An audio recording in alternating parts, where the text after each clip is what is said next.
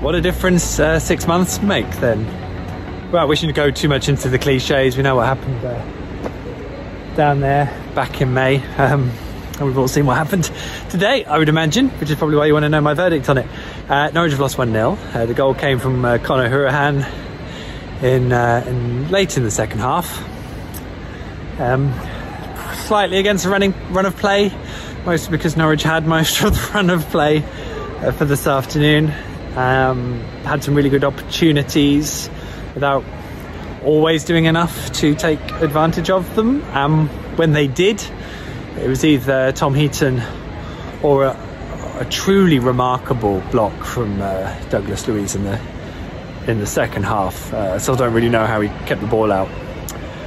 You can say that kind of sums up Norwich's luck, maybe. The things aren't running for them, but I do have a strong belief that you kind of make your own luck in football, and you make your own luck by either being good enough or confident enough or sticking to what you know enough to make things go in your direction. And if that isn't happening over a prolonged period of time, then you probably have to come to the conclusion that for whichever reason you're possibly not good enough or the timing isn't right for you. Now, before today, happy Christmas, by the way. I hope you had a good one. I forgot about that. It's Boxing Day, isn't it?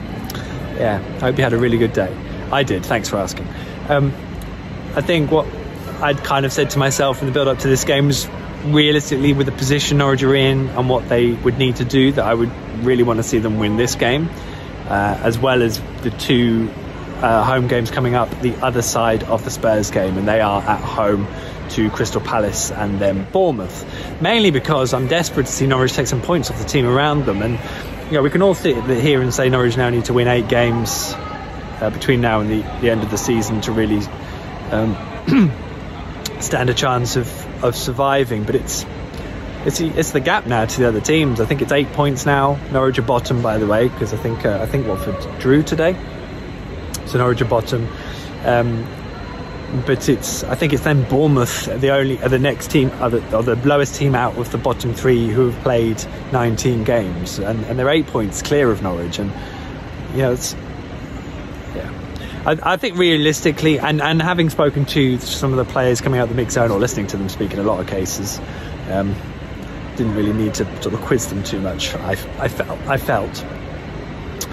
You can sense they're struggling with it a little bit, and the same with Daniel. He's like, look, I really want to see the performances, I want to see the processes, I want to see people doing what I'm asking them to do. I'm paraphrasing him, obviously, and Tim Krul saying that I've been in teams that have got relegated or have really struggled in this position, and they're playing badly, and we're not playing badly. And I think you get to this point in the season, and even the players will be looking at it and thinking, okay, not sure where we go from here.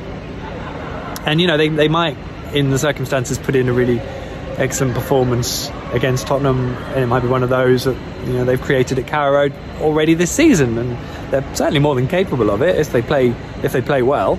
But they're not really the results that are going to get them out of this situation. And obviously a lot of people, you guys maybe watching up from home or watched it on Amazon Prime or saw it and got that sort of galling, gnarly, familiar feeling, will be thinking it might just not be there for Norwich this season. And that will make life very interesting from here, because we know what the idea is, we know what Norwich are trying to do. And I have to say, Norwich did not play badly. I can't fault anyone's performance out there. It wasn't like no one tried. I have to say, there weren't any arguments. There was no sort of obvious signs of dissent or issues necessarily in terms of spirit and all those sort of weirdy body language things you look for. There was none of that. They played really well.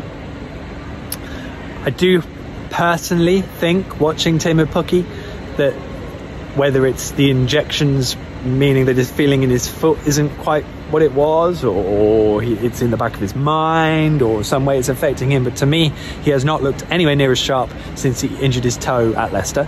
It might just be a form. I mean, Daniel Farke's answer to that question was, well, he's not complaining about it. Well, that's fine, and good on him, but is it affecting him is probably a different question. Daniel probably could have made the substitutions another 10 minutes earlier than he did, but I mean, it's hard to really fault them other than in where their ability level is at the moment. And that's not to say if they don't rediscover some confidence that their ability level can't be higher. I mean, this is quite different to the run after the Man City game, where their performances were poor and they were out of games. I mean, today they kind of switched off after a throw-in down here, which I have to say, I know everyone's sort of chalked up about it not being a ridiculous decision. And by the way, the referee was atrocious today, and just in open play, poor decisions, no control of the game.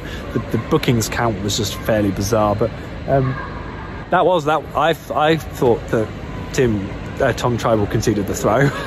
And even then, and even the fact that Tom was desperate to get the ball back and recover it, I don't really care. You've got to switch on. You can't be still away with the fairies going, oh, it should have been our throw, and then half a minute later you've gone behind in such a crucial game. So I don't really care about any of that, and I don't really want to hear it, because it had nothing to do with that in terms of the game. And also, the referee didn't cost Norwich at all.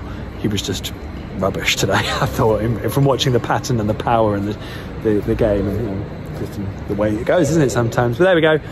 Not more for Norwich to worry about than the state of the refereeing. And I think it's 48 hours before Spurs come. Norwich have got a really tight schedule. You'll be able to read my piece, by the way, after today and over at The Athletic, but it's going to be a really difficult period. Spurs have got their own issues too, but they did win today, and I'm still expecting us to have positive results to talk about, and I'm still expecting Norwich to put in really good performances, and I still want them to keep playing the way they played probably since the Leicester game. These three performances they put in have in general been excellent. Just at the moment, they've not been good enough to pick up Premier League points, and Norwich aren't going to be good enough to pick up Premier League points if that performance level drops. That's all they can do now for the time being, and then obviously if they get positive results you can reassess the situation, but I think we could be in for a long old few weeks. And with that, I'm going to sort myself out and go home. But thanks as always for watching. Thank you for watching all year. I hope you had a brilliant Christmas, as I said. One more of these to go in 2019, which has still been quite the year, of course. That'll be at Spurs. I'll be there at Carrow Road on Saturday, so we'll see you after that.